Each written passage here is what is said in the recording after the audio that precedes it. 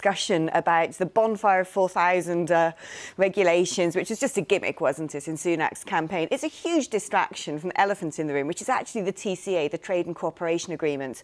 And as a result of that, we find ourselves, for instance, unable to give state aid to critical sectors. We find ourselves unable to deviate from the EU in any significant way that could be part of an ambitious post-Brexit industrial strategy.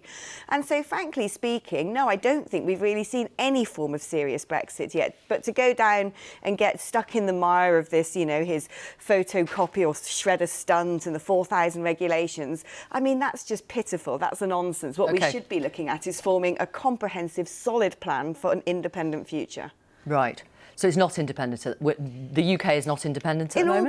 In all but name. We're still in Brussels regulatory orbit. Alastair Campbell, I wonder if the reason Labour did so well in the local elections in places like Medway, Swindon, Middlesbrough, because Sir Keir Starmer has managed to neutralise the issue of Brexit. And you could be in danger of blowing that up, couldn't you? No, not at all. Look, first of all, I didn't say and haven't said that I think Keir risks looking weak. I don't think he does look weak. I think he's got a very clear plan for what he's trying to do.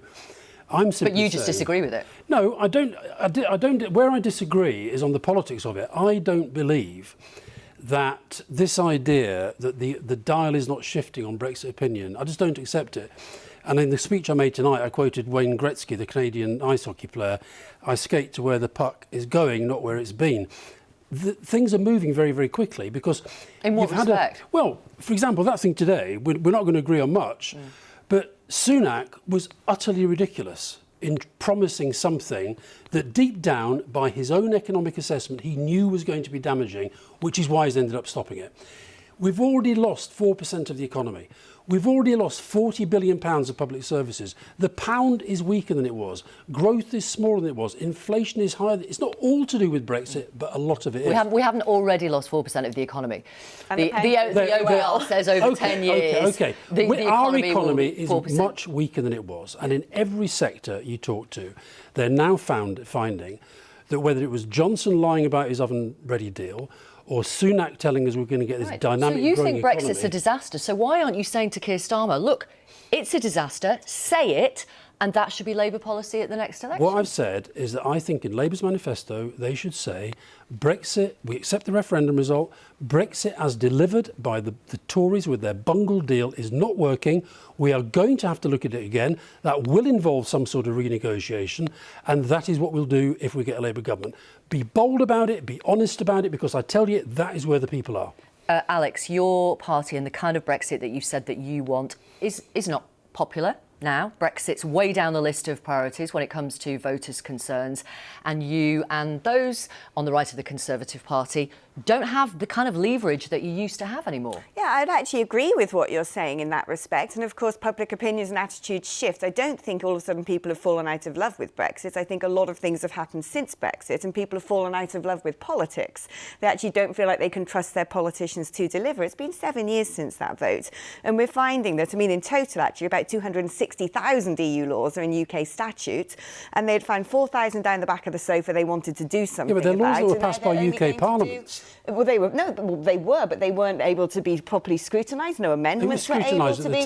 No amendments were able to be made. Those laws were not made by the British people for the British people. Of course, they weren't. I've sat in that Parliament. I was elected to it. Don't try and pretend I don't know how the EU system works. I'm talking about our Parliament enacts EU law. Of course it does. They are not EU laws passed down. No, we're not into UK statute. I'm not actually denying that. But what the point of this is... So don't say that they're laws that have been imposed on us by Brussels. They've been enacted by UK Parliament and government. There was no way as a member of the EU. There was no way as a member of the EU to reject them, and you know that as well as your I do. Your MPs here could. That's what made sovereignty here. We're going down a rabbit hole, and this is a pointless debate. That's because you all talk such rubbish when you come on these programmes. Excuse me, that's just unnecessarily rude. But it's true. I'm sorry. You haven't actually let me talk, so if you would let me talk, perhaps you might agree with me. Well, let her finish, and then I will come back to you. Because I don't think you're, particularly being a good contributor right now, because you're just being essentially rude. Don't make the point. Now, what I think a lot of people, when they voted for Brexit, wanted was essentially this country to take its future in its own hands and to make decisions that would benefit our industries, that would make decisions that benefit our communities, that would actually lift the wages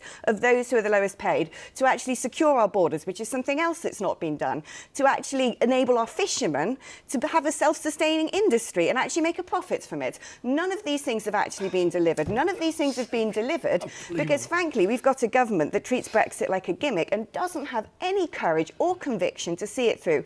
And Rishi Sunak is a Brexiteer. Rishi Sunak is a Brexiteer. Boris Johnson, well, eventually was a Brexiteer. Was he? And I don't remember seeing Rishi Sunak holding many Corix boards and taking selfies on the campaign trail, so I would actually deny that he might be as much of a Brexiteer as he says he is. But frankly speaking, we're in a situation now where the government should be actually relishing the opportunity to take control of various laws and being able to put into place things, like I said, state aid into critical sectors. We're seeing right now AstraZeneca moving to Ireland. Made that point. We're seeing car manufacturing moving to China. OK, Alastair Campbell, your turn.